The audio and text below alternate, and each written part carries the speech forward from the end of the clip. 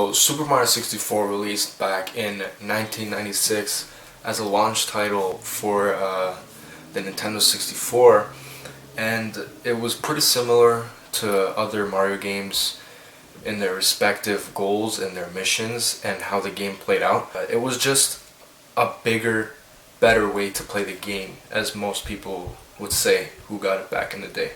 So basically the game starts with a cutscene showing Princess Peach writing this letter to Mario. She wants to invite him to her castle for cake until she gets captured by Bowser and Mario has to go on this grand adventure to save her again. So after this, you basically get thrown into the gameplay almost immediately.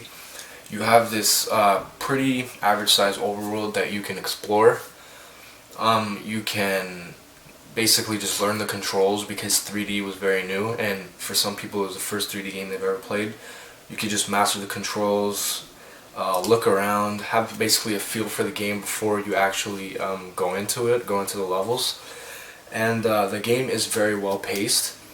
They know that from the start you won't be very good at the game, so the game is very forgiving in that remark, so that the levels are easier. When you fall, you don't take as much damage. But once the game starts getting harder, then the game becomes less forgiving and you basically have to try a lot harder to complete the missions. As you acquire more stars in this game, you get to unlock more levels, and as you unlock more levels, you get more stars. You actually get to fight Bowser 3 times in this game. It gets kind of repetitive, but I guess the boss fights are kind of cool, and the last one was actually kind of cool. It was one of the first boss fights I've ever played. The variety and the diversity of levels in this game is actually amazing. Every level is different, and there's a certain memory that holds in each level, kind of, and like you know that when you play this level this happened, and there's just there are so many like hidden places you can go. I think there's about like 10 extra hidden stars in this game. It'll take you at least 40 hours in my playtime to get to the third Bowser, the final boss, and actually beat the game. So it's a really long game, but it's really fun, and all the levels are different and they're really fun to play.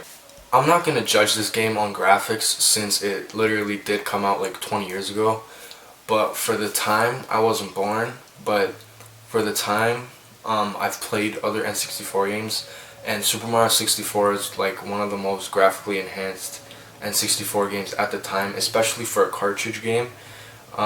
It's really advanced, the textures were rich. Mario actually looks really good in the game, and he's still by far my favorite looking Mario, like in any Mario game ever, so that kind of says something. Even like as a 6-year-old, I felt very immersed in this game. Even if I'm like today, even if I play like Fallout 4 or Journey or The Last of Us, games that have like really impacting stories and are just rich with gameplay, I still feel like Super Mario 64 stands in a league of its own. Maybe with like a few exceptions like Ocarina of Time, James Bond 007.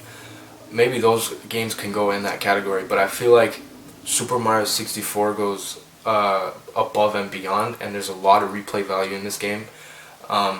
The last time I played this game before now was when I was like 6 or 7, so I just completed the game again as a 16-year-old, and like I still feel the same way about this game. The nostalgia's there, the gameplay's there, just everything I loved about it when I was a kid is still there in this game.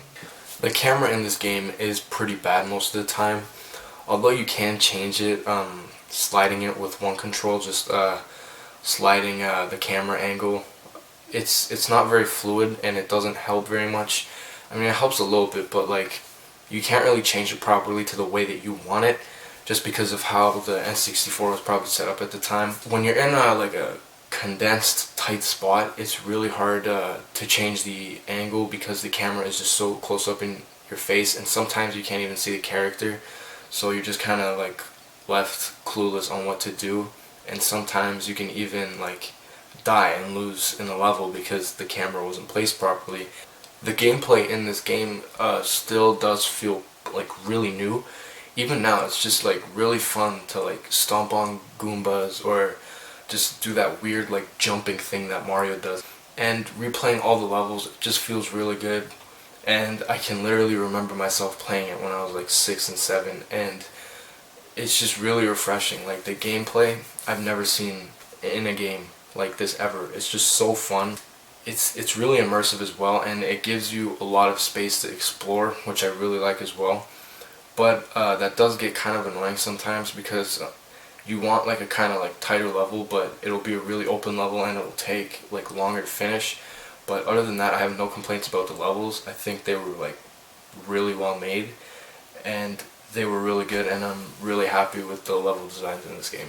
And I also feel like the best levels in this game are the ones that allow you to do a level in different ways, so you don't have to like repeat doing the same level over and over again, but instead finding different ways to complete the level. And I also just feel like the new Mario games that are coming out like recently are just so bland, like Galaxy, 3D World, 3D Land, like they're just not original. I feel like even though Galaxy may seem like an original title, it just doesn't have the creativity that Super Mario 64 had. And you might call me crazy for that, but I don't feel the same about playing Galaxy or 3D World. I just don't have the desire to really finish them, and they're just not fun overall. I feel like no platformer game ever can come close to Super Mario 64 in my opinion.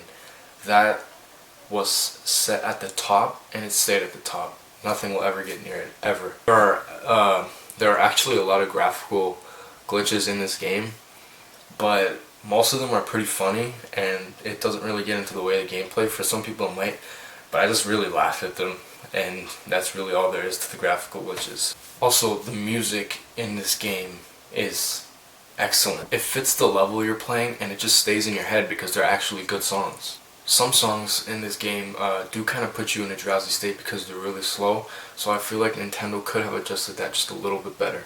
Overall, this is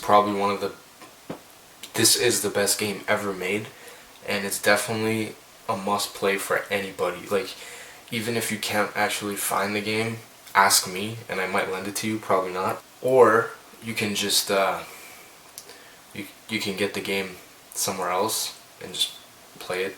You know what I mean. Secret levels are a big part of this game, and it definitely gives it a more defining experience.